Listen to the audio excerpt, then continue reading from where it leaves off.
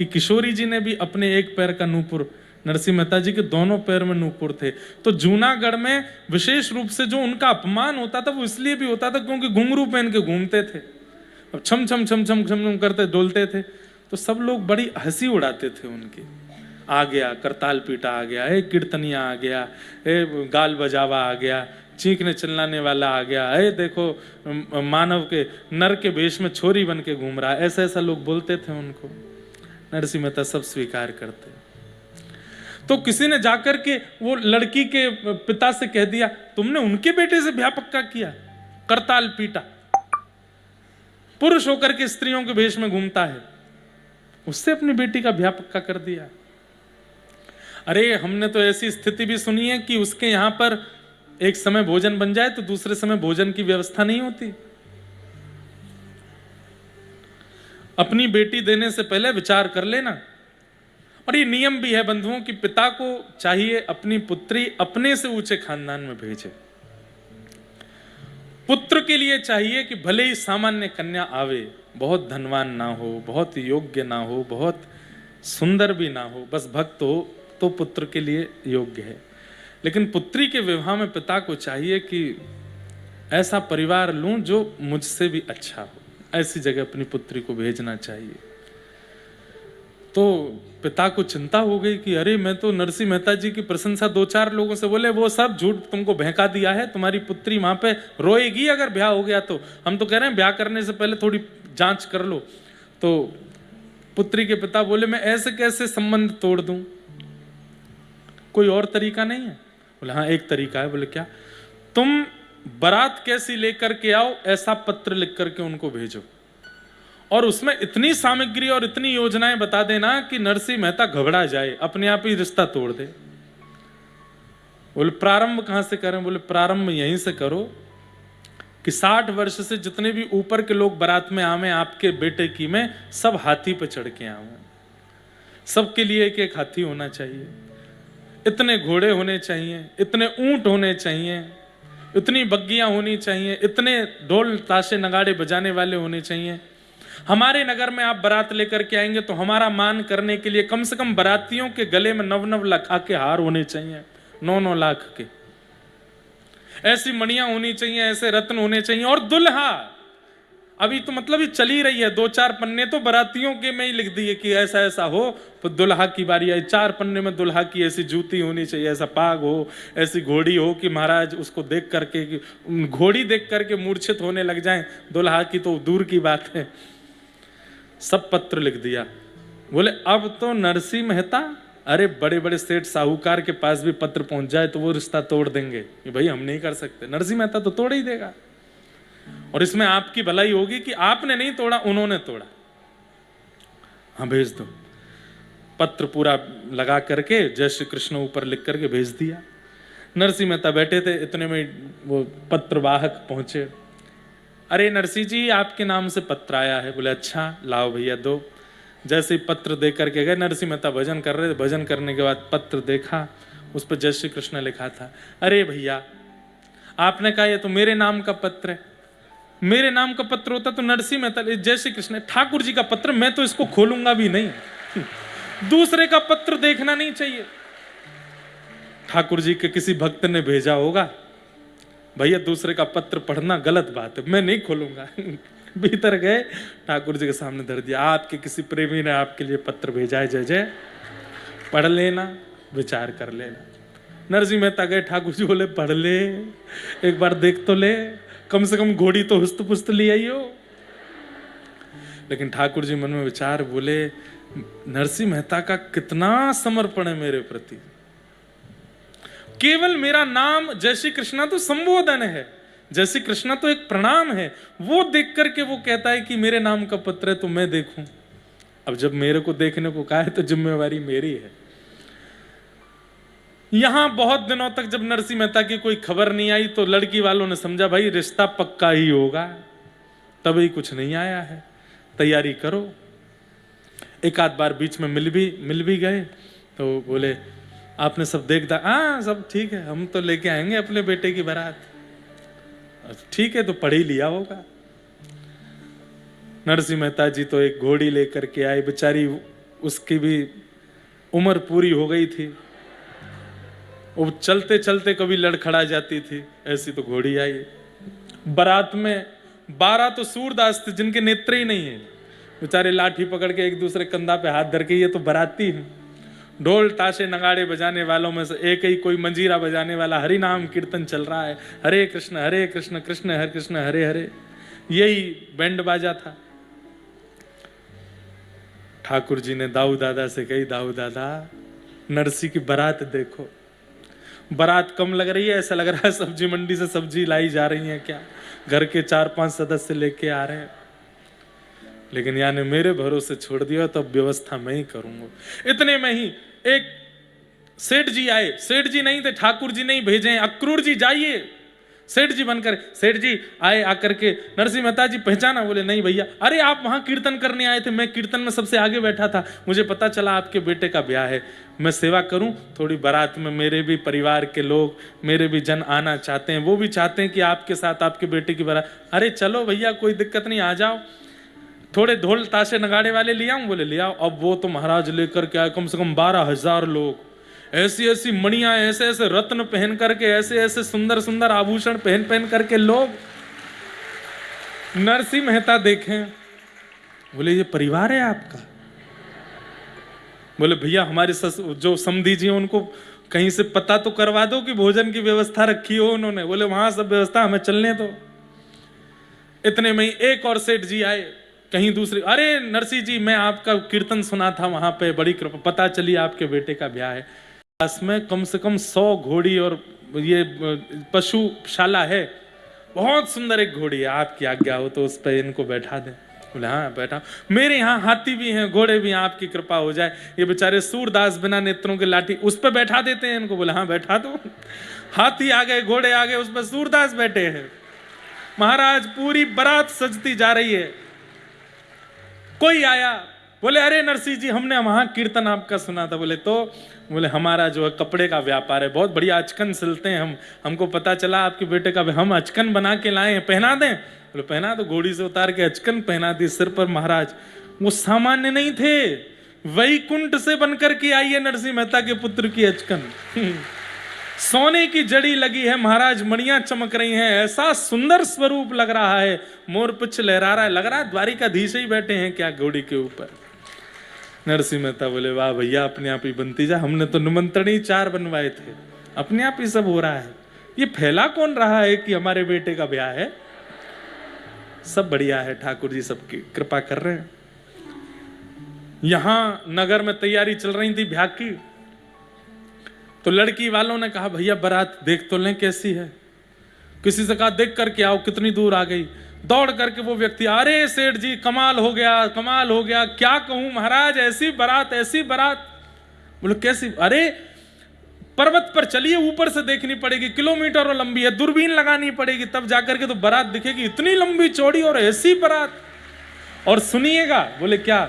हाथी देखिएगा, घोड़े देखिएगा, दुल्हा को भी देखिएगा, पर एक बार बारात में सबसे आगे 2 नवयुवक चल रहे हैं, उनको जरूर देखिएगा। ऊपर जाकर के जो वो समधी जी थे उन्होंने ऐसे कोई लगा करके देखा तो महाराज हाथी घोड़ा और ऐसे ऐसे रत्न आभूषण सब चीज। लेकिन जैसे ही बारात में सबसे आगे देखा, श्याम वर्ण गौर वर्ण के 2 युवक कृष्ण बलराम नृत्य करते हुए बारात लेकर के चल रहे हैं। नरसिंह मेहता जी के पुत्र की बारात जा रही है, ठाकुर जी नृत्य कर रहे हैं उसमें, और नरसिंह जी को कुछ नहीं पता है। ऐसे नरसिंह जी, ये रास है, इसे रास कहते हैं। आपने कुछ नहीं किया, ठाकुर जी पूरी योजना बना दे रहे हैं आपकी। तो मेरे साथ रस हुआ है, आपके साथ रस हुआ है, पर जितने भक्तों के हम चरित्र सुनते हैं इन सबके साथ रास हुआ है।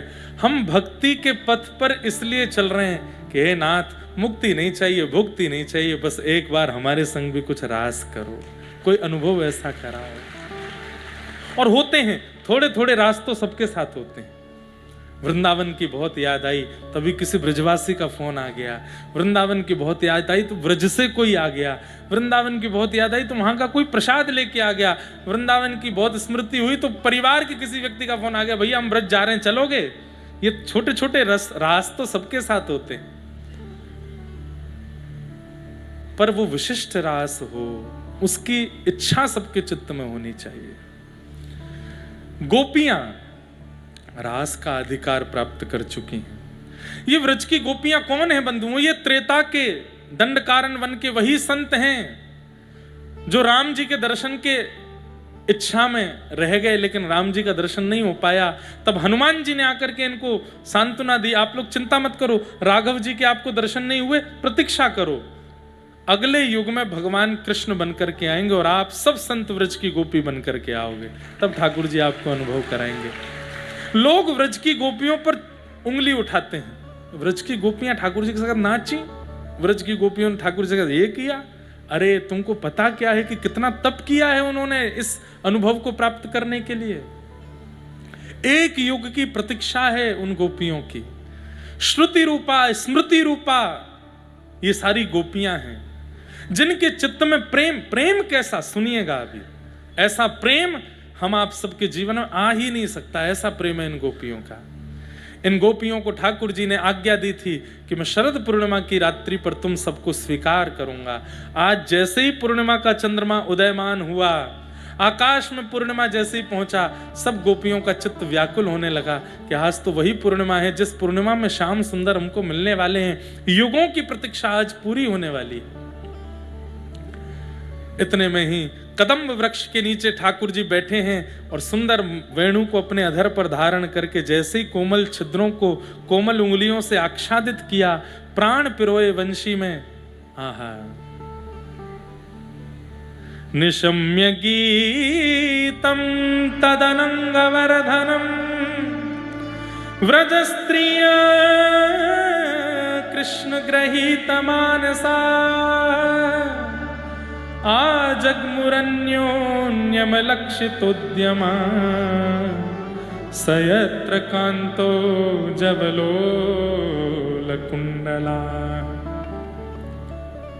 ठाकुर जी ने ऐसी वेणु बजाई। अब बहुत ध्यान से सुनने वाली बात है ये। ठाकुर जी वंशी बजा रहे हैं, लेकिन सबको वो स्वर सुनाई दे रहा है कि कन्हैया वंशी बजा रहा है, लेकिन जितनी भी वह गोपियां हैं जो कृष्ण प्रेम में उन्मुक्त हैं, उनको स्वर सुनाई नहीं दे रहा, उनको शब्द सुनाई दे रहा है। उनके कानों में मानो जाकर के वो वेणु ध्वनि शब्द का रूप ले लेती है और कहती है, अरे गोपी, मैं तेरी प्रतीक्षा कर रहा हूं, जल्दी आ, या वृक्ष के नीचे या वन में तेरी प्रतीक्षा कर रहा हूं, जल्दी दौड़ करके मेरे पास आ। सब गोपियां नहीं भाग रही हैं ठाकुर जी के पास, जिनके कानों में जाकर के वो स्वर शब्द के रूप में जाकर के कह रहा है, जल्दी आ, मैं तेरी प्रतीक्षा कर रहा हूं, वही गोपियां भाग रही हैं। अब इसको आचार्य चरण कैसे बताते हैं कि कथा क्या है? कथा जो वक्ता करते हैं वो एक वेणु रव है। ठाकुर जी वंशी बजा रहे हैं। कई लोगों को लगता है कि केवल 4 घंटा का पास आउट है, व्यास जी बैठ करके 2-4 बातें बोलेंगे, बोल करके अच्छी बातें बोलते हैं, मन को अच्छी लगती है, हम चले जाएंगे, ये भी चले जाएंगे। पर यहाँ बैठे कई लोग, वो एक शब्द सुनते ही नेत्रों से अश्रुपात होने लगता है, मन विचलित होने लगता है, भावुक होने लगता है, रात की नींदें उड़ जाती हैं। क्यों? क्योंकि वो गोपी है।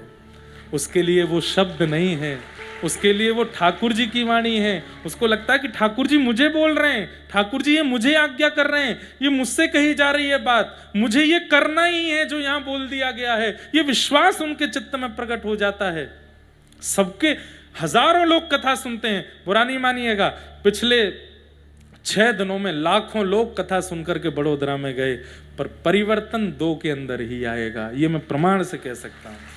2 से ज्यादा नहीं आएगी संख्या, 2 से ऊपर संख्या नहीं पहुंचेगी। कल कथा पूरी होने दीजिए, वापस लग जाएंगे सब अपने कार्यों में, वापस लग जाएंगे सब अपने उल्टे सीधे खान पान में, वापस लग जाएंगे सब अपनी विषय वार्ताओं में। बहुत कम ऐसा होगा कि परिवर्तन हो, 2-4 ही होंगे जो इस 7 दिन में इतने परिवर्तित हो जाएंगे कि बस अब तो ठाकुर जी के संग रास ही होना है।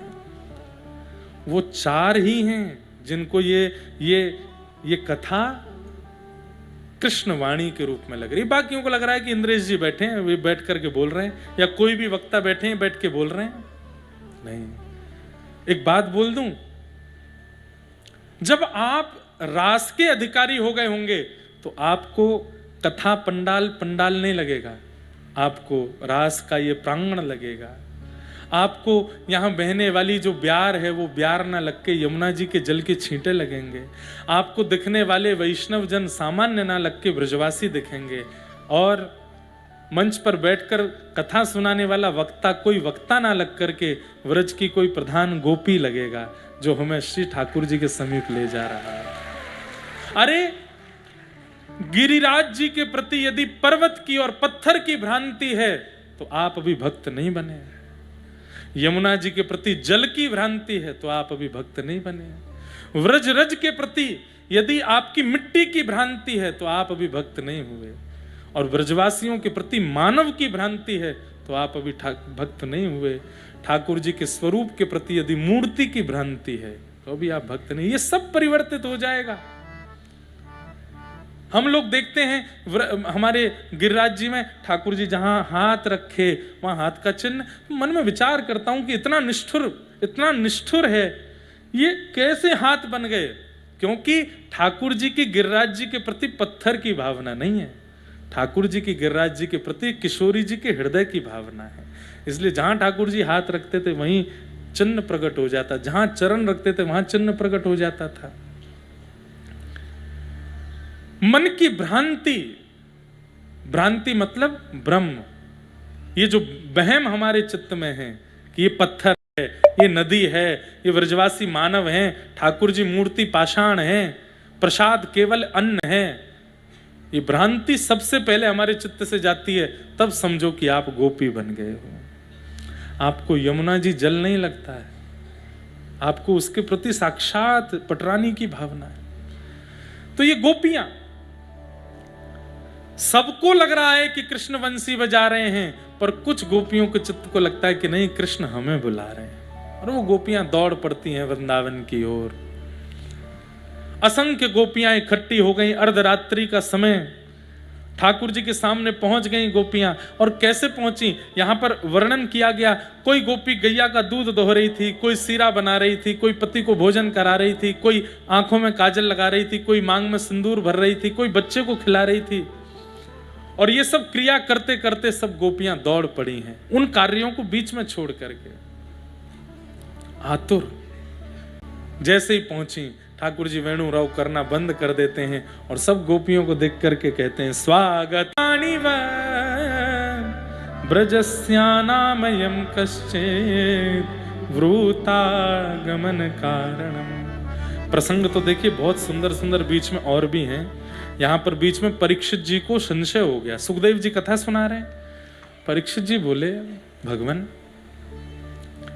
मैं थोड़ा बात को बीच में रोक रहा हूं, क्षमा कीजिएगा। बोले क्या बात है? ये गोपियां ठाकुर जी के प्रति कांत भाव रखती हैं, ठाकुर जी के प्रति पति का भाव रखती हैं। पति का भाव यदि रखती हैं तो बहुत सारे पहलुओं में दोष आ जाता है। तो कैसे? पहली बात, ये सब शादीशुदा हैं और ठाकुर जी के प्रति अगर ये पति की भावना रखती हैं तो यहां तो पातिव्रत धर्म नष्ट हो रहा है। और दूसरी भावना, इन गोपियों की भावना में कहीं ना कहीं ठाकुर जी के प्रति काम भाव का दर्शन हो रहा है। ये ठाकुर जी के प्रति काम भावना रखती हैं, मुझे लगता है कि ये तो दोष है। तो कहते हैं सुखदेव जी इतने नाराज हुए, उक्तम पुरस्तादत्ते चेद्यः सिद्धिं यथागतः द्विषन्नपि ऋषिकेश किमुतादोक्षज प्रिया। बहुत ध्यान से सुनने वाली बात है, सबके मतलब की बात नहीं, पर कुछ लोगों की भ्रांति दूर होगी इस बात से। सुखदेव जी बोले, अच्छा मतलब गोपियां कांत मान करके जा रही हैं, ठाकुर जी के प्रति मान लो कि काम भाव से जा रही हैं, तो तुम्हारे मन में दोष आ रहा है। और वहां रावण 100 गालियां ठाकुर जी को देता है, शत्रु मानता है, तब किसी ने प्रश्न नहीं उठाया। यहां पर शिशुपाल जो बिना 100 गाली दिए पानी नहीं पीता था, उस पर किसी को संशय नहीं है, उस पर किसी को चिंता व्यक्त नहीं होती। जब ये राक्षस ठाकुर जी के प्रति शत्रु भाव रख करके उनको प्राप्त कर सकते हैं, तो गोपियां कांत भाव रख के प्राप्त क्यों नहीं कर सकती? ये उन लोगों के लिए उत्तर है जो कई बार अपने घर के सदस्यों को, मित्रों को टोकते हैं कि तुम ठाकुर जी से प्रेम क्यों करते हो भाई, वो भगवान है, उनके प्रति भगवान भावना रखो। तुम भक्त हो, वो भगवान है। तुम कभी उनसे प्रेम कर रहे हो, तुम अपने आप को उनकी प्रियतमा मान रहे हो, तुम अपने आप को उनका प्रियतम मान रहे हो, तुम अपने आप को उनका भाई सखा बंधु मान रहे हो। अरे ये सारा पाखंड है, ये सारा अज्ञान है। इस तरीके का प्रवचन करने वाले लोग यहाँ पर सुखदेव जी डांट करके कह रहे हैं। और एक शब्द कहा है, व्यास जी मंच पर बैठे हैं, समझेंगे इस बात को।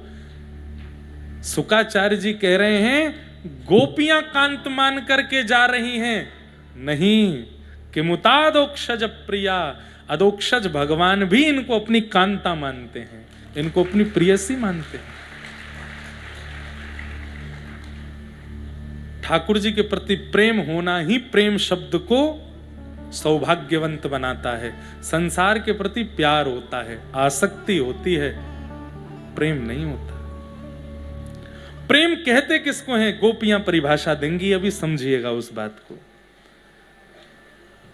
ठाकुर जी ने कहा आप सब क्यों चली आई इतनी अर्धरात्रि को, अपने पतियों को छोड़ करके आई हो। ठाकुर जी परीक्षा ले रहे हैं।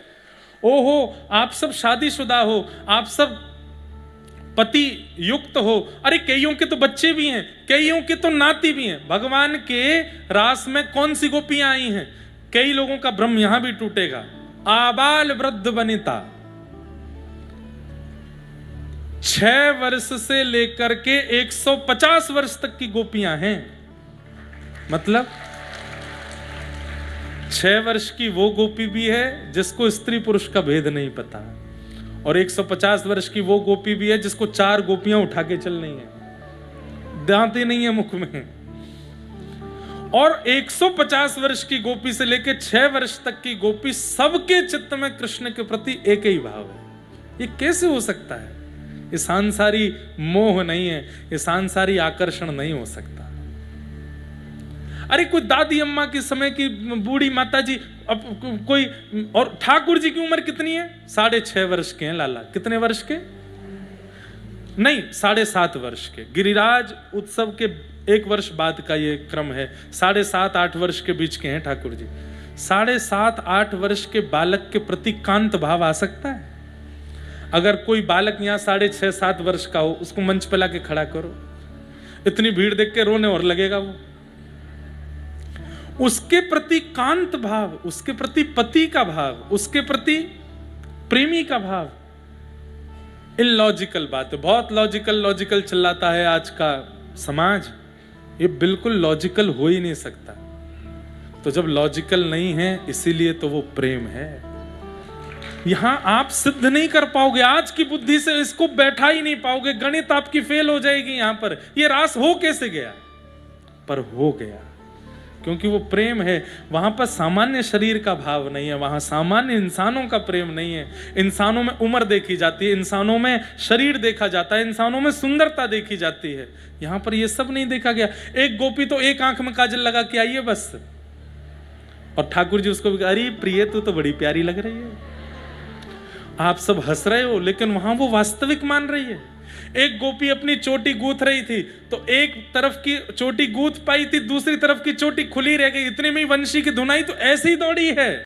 ठाकुर जी कह रही, आज तेरे केश कितने सुंदर लग रहे हैं।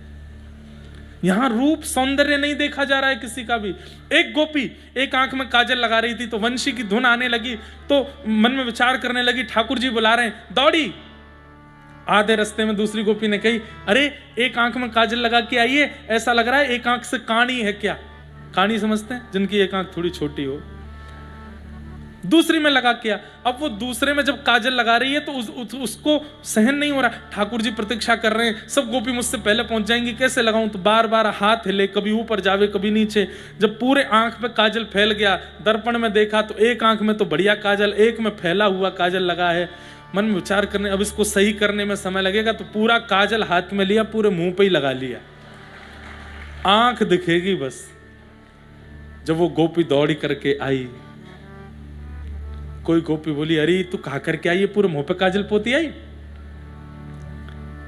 बोले, तू ना जाने, हमारो श्याम सुंदर मुख नाए देखे, वो तो हृदय देखे। और वही हुआ। सब गोपियों में जब ठाकुर जी ने दृष्टि घुमा करके देखा, आहा, आज के या रास यूथ की सबसे सुंदर गोपी तो एक मुंह को दिख रही है। बोले कौन सी? जो मेरे जैसे वर्ण की खड़ी है, पूरे मुंह पे काजल लगा के, सबसे सुंदर तो यही है। यहां रूप की प्रधानता नहीं है, यहां पर स्वरूप की प्रधानता नहीं है, श्रृंगार की प्रधानता नहीं है, वस्त्रों की प्रधानता नहीं है, आयु की प्रधानता नहीं है, यहां पर भाव की प्रधानता है। ठाकुर जी गोपियों को थोड़ा परीक्षण करने लगे, तुम सबके पति हैं, बच्चे हैं, फिर भी तुम अर्धरात्रि में मेरे पास आई हो, पातिव्रत धर्म नष्ट हो जाएगा, पाप लगेगा, नरक जाना पड़ेगा तुमको। 10 श्लोकों में ठाकुर जी नरक जाना पड़ेगा, पाप लगेगा, यही बोलते रहे। गोपियों से कहा अब इसका उत्तर दो। थोड़ी देर तो गोपियां मौन रहीं और थोड़ी देर बाद गोपियां बोलना प्रारंभ करती हैं। मैवं विभोरहति भवान कथितुं नृशंसं संत्यज्य सर्व विषयांस्तव पादमूलम् भक्ता भजस्स दुर्वाग्रहमात्यजास्मान् देवो यथादि पुरुषो भजते मुमुक्षुन्। मेरे हृदय की कुछ कथाएं पेंडिंग रह गई हैं, मतलब मेरा मन है कि मुझे ऐसी इस विषय पर कथा कहनी है। उसमें एक विषय है प्रणय गीत, जो अब गोपियां कर रही हैं।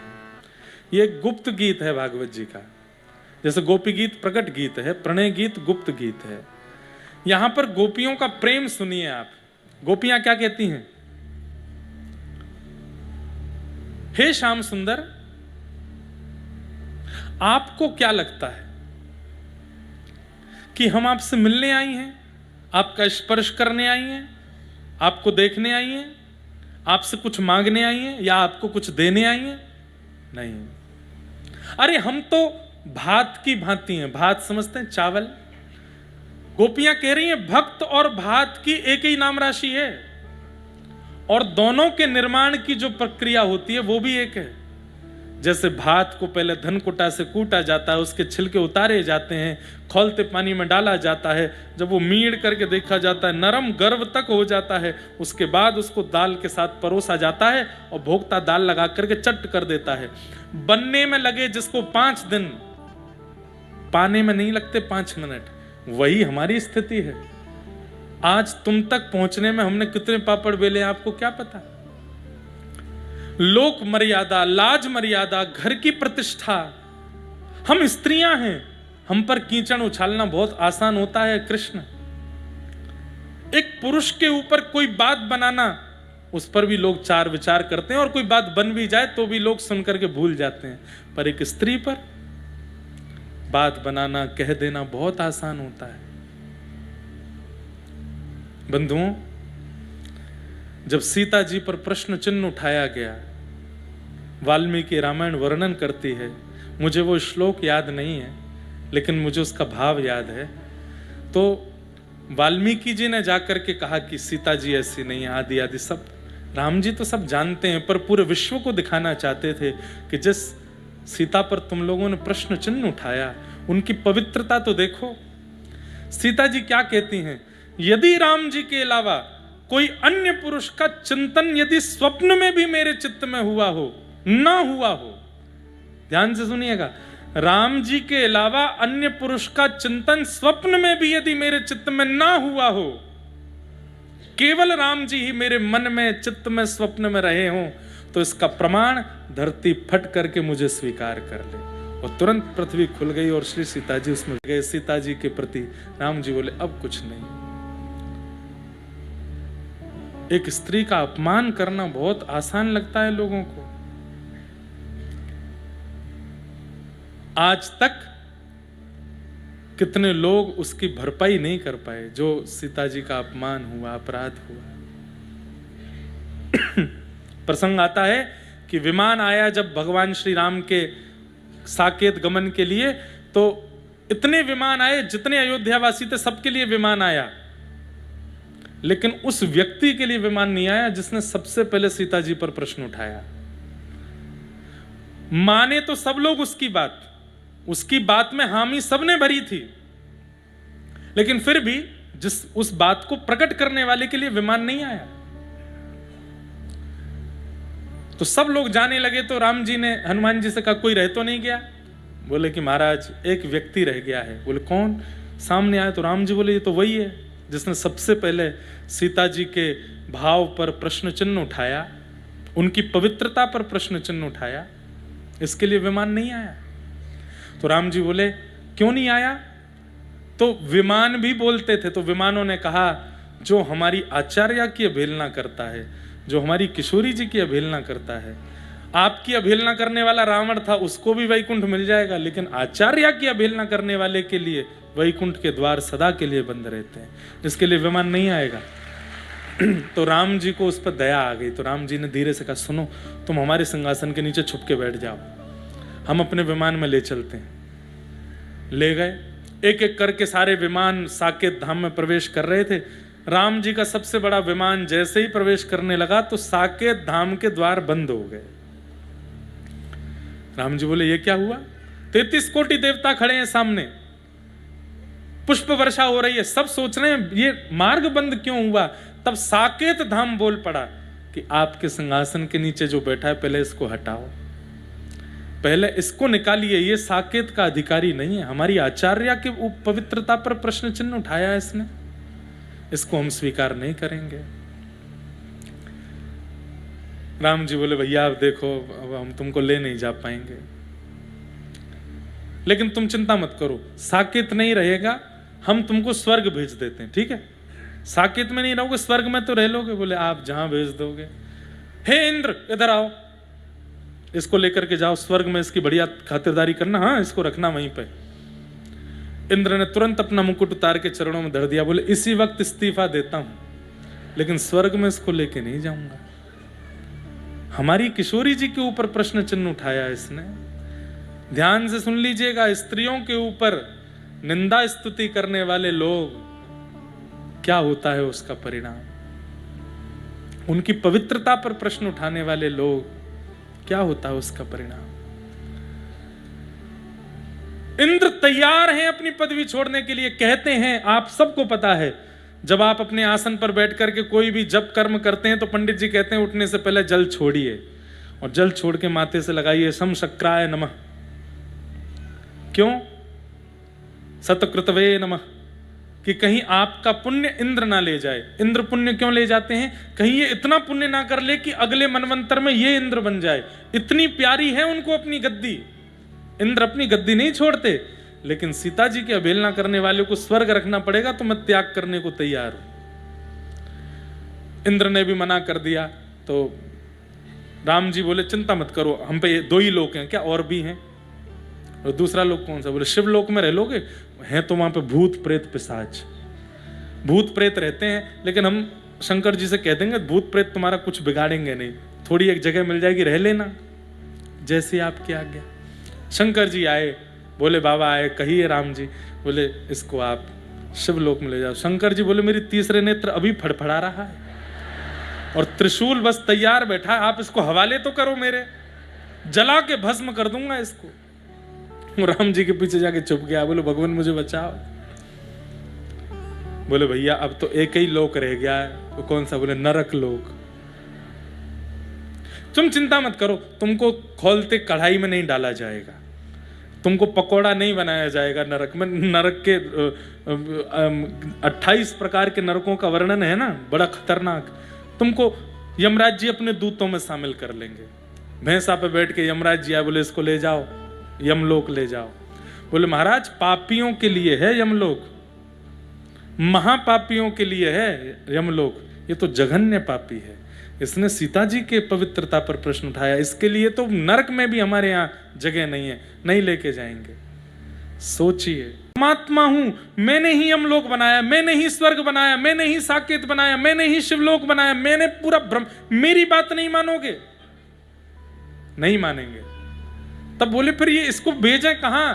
पृथ्वी ने पहले ही द्वार बंद कर दी, बढ़िया हुआ ही चला गया, बाहर बना हुआ था, पृथ्वी पर वैसे ही नहीं जा सकता, जाएगा कहां? ब्रह्मांड में थोड़ी लहरता रहेगा। तब सबने मिलकर के कहा, बोले एक ही उपाय है इसको स्वीकार करने का। बोले क्या? यदि जनक नंदिनी जानकी दुलारी श्री जानकी जी अगर इसको क्षमा कर देंगे तो हम इसको स्वीकार करेंगे। तब राम जी उसको लेकर के श्री जानकी जी के पास गए, कि इसने अपराध किया, यही है जिसने आपके पवित्रता पर प्रश्न उठाया। जानकी जी तुरंत अपने आसन से उठ गईं, तुरंत उसके सिर पर हाथ फेर, अरे ये तो मेरा बालक है, कोई बात नहीं, मैंने इसको क्षमा किया। जब किशोरी जी ने क्षमा किया तब सारे लोगों ने उसको स्थान दिया। गोपियां कह रही हैं कि स्त्रियों पर बात बनाना तो बहुत आसान होता है नाथ, पर जो बात बनाते हैं वो सावधान रहिएगा, नहीं करना चाहिए। स्त्रियों का सम्मान जिस कुल खानदान या जिस व्यक्ति के द्वारा नहीं होता, उसके हाथ का तर्पण भी उसके पितृ स्वीकार नहीं करते, देवता पूजा स्वीकार करें तो बहुत दूर की बात है। तो हम पर प्रश्न उठाना बहुत बड़ी बात है, लेकिन हम फिर भी लोक लाज मर्यादा की बिना चिंता किए हुए आज सब कुछ छोड़ करके आपकी शरण में आई हैं। आपसे मिलने की इच्छा नहीं है, आपके स्पर्श की इच्छा नहीं है, आपको देखने की इच्छा नहीं है, आपसे सुनने की इच्छा नहीं है। हमारा प्रेम केवल इतना है, एक बार कह दीजिए कि हाँ गोपियों तुम मेरी हो, बस इतना कह दीजिए। ये सुनकर के चली जाएंगी और जीवन भर इसी विचार में रह लेंगे कि आपने हमको स्वीकार किया। हमारा प्रेम केवल इतना है, कोई शिकायत नहीं करेंगी, कोई इच्छा नहीं करेंगी। ऐसा प्रेम हो सकता है किसी का कि तुम बस ये कह दो कि तुमने मुझे स्वीकार किया, अब जीवन में भले ही मुझे दिखना मत, मुझसे मिलना मत, मेरे पास आना मत, मैं इसी भाव में जीवित रहूंगा। ऐसा प्रेम नहीं है संसार का। और चलो मान लो मेरी आज की कथा सुनकर के किसी ने जाकर के अपने किसी मित्र से कह भी दिया, लोग बाग तो ऐसी जल्दी इंप्लीमेंट करते हैं ना ऐसी बातों को। 3 साल बाद, 4 साल बाद, 5 साल बाद, 10 साल बाद क्या तुम उसकी स्मृति से विमुख हो जाओगे? निश्चित हो जाओगे। निश्चित कोई और प्रिय आ जाएगा, निश्चित कोई और आपके हृदय को भा जाएगा, वो प्रेम टिक नहीं पाएगा। पर गोपियां कह रही हैं जीवन में हृदय में स्थान किसी को देंगी नहीं, आपसे कभी मिलेंगी नहीं, बस एक बार कह दीजिए हाँ गोपियों मैंने तुम्हें स्वीकार किया। बस हमारा इतना ही प्रेम है नाथ, इसके अतिरिक्त हमें कुछ नहीं चाहिए। बहुत सुंदर है प्रणय गीत। और फिर अंत में गोपियां कहती हैं हम ज्यादा जिद नहीं करेंगी आपसे, हम जा रही हैं वापस अपने घर, हमारी एक वस्तु आपके पास है वो हमें वापस कर दो। ठाकुर जी बोले क्या है मेरे पास? कि चित्तम सुखेन भवतापहितं ग्रहेषु, हम चली जाएंगी वापस, हमारी एक वस्तु आपके पास है वो वापस कर दो।